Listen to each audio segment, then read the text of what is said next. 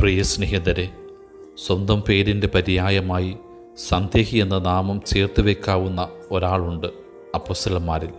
Thomasleeha, ദിദീമോസ്, doubter. ഉയർപ്പിനെ സംശയിച്ചെന്നതിൻ്റെ പേരിൽ വിധിക്കേണ്ട ഒരാളാണ് അയാൾ. ക്രിസ്തു വിധിച്ചില്ലെന്നതുകൊണ്ട് തന്നെ നമുക്കൊരിക്കലും വിധിക്കുവാൻ അവകാശമില്ലെന്നേ. വചനഗ്രന്ഥത്തിൻ്റെ രംഗവേദിയിലേക്ക് അയാൾ ആദ്യമായി കടന്നു വരുന്നത് യോഹന്നാൻ്റെ സുവിശേഷം 11-ാം അധ്യായത്തിലാണ്. യൂദയായിലേക്ക് പോകുവാൻ യേശു ആഗ്രഹം പ്രകടിപ്പിച്ചപ്പോൾ ശിഷ്യന്മാർ തടയുന്നുണ്ട്. അവിടെ ഗുരുവിനെ കല്ലെറിയുവാൻ കാത്തിരിക്കുന്ന യഹൂദരെ ഓർത്തുള്ള ഭയമായിരുന്നു അവർക്ക്. എന്നാൽ ക്രിസ്തു പോകുവാൻ തന്നെ നിശ്ചയിച്ചപ്പോൾ തോമസ് തൻ്റെ നയം വ്യക്തമാക്കുന്നുണ്ട്. അവനോടൊപ്പം മരിക്കുവാൻ നമുക്കും പോകാം. Let us go also that we may die with him. ഈ ഒരു കൊച്ചു വാക്കിൽ എല്ലാം ഉണ്ടെന്നേ. ക്രിസ്തുവിനോടുള്ള സ്നേഹം, വിധേയത്വം, സമർപ്പണം, വിശ്വസ്തത, സഹിക്കുവാനും മരിക്കുവാനുമുള്ള സന്നദ്ധത. കൂടെയുള്ള മറ്റാരേക്കാൾ കൂടുതലായി ക്രിസ്തുവിനെ മനസ്സറിഞ്ഞവനാ തോമസ്. ഒലിവുതോട്ടത്തിൽ ബന്ധിക്കുവാൻ വന്നവർക്കെതിരെ വാളെടുത്ത് വെട്ടിയവനാ പത്രോസ്.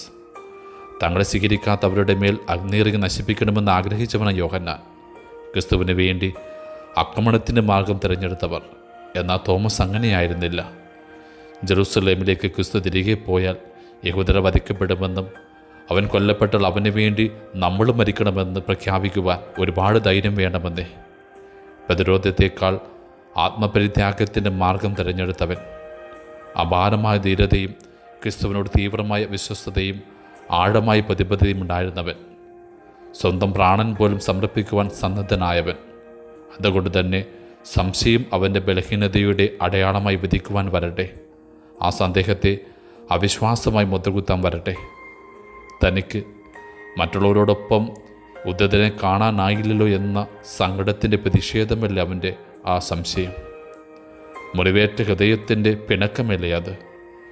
സ്നേഹത്തിൻ്റെ സ്വാതന്ത്ര്യത്തിൽ നിന്ന് കിട്ടുന്ന പിടിവാശി മാത്രമായിരുന്നത്. അവൻ്റെ പിടിവാശിയും പിണക്കവും ക്രിസ്തു സമ്മതിച്ചു കൊടുക്കുന്നു. അവൻ്റെ മുമ്പിൽ തോറ്റുകൊടുക്കുന്നു. അവന് വേണ്ടി മാത്രമായിട്ട് വീണ്ടും കടന്നു വരുന്നു. മുറിവുകൾ കാണിച്ച് അവൻ്റെ സന്ദേഹവും പിടിവാശിയും ദൂരീകരിക്കുന്നു. എൻ്റെ കർത്താവ്, എൻ്റെ ദൈവമെന്ന നിലവിളിയിൽ അവൻ്റെ മുഴുവനും പിടിവാശി പിന്നെ ഒലിച്ചിറങ്ങി പോവുകയാണ്. ക്രിസ്തുവേ, നിൻ്റെ തിരുമുറിവുകളാൽ ഞങ്ങളുടെ വിശ്വാസക്കുറവുകളെ പരിഹരിക്കണമേ എന്ന് ഞങ്ങൾ പ്രാർത്ഥിക്കുകയാണ്. ആമേൻ.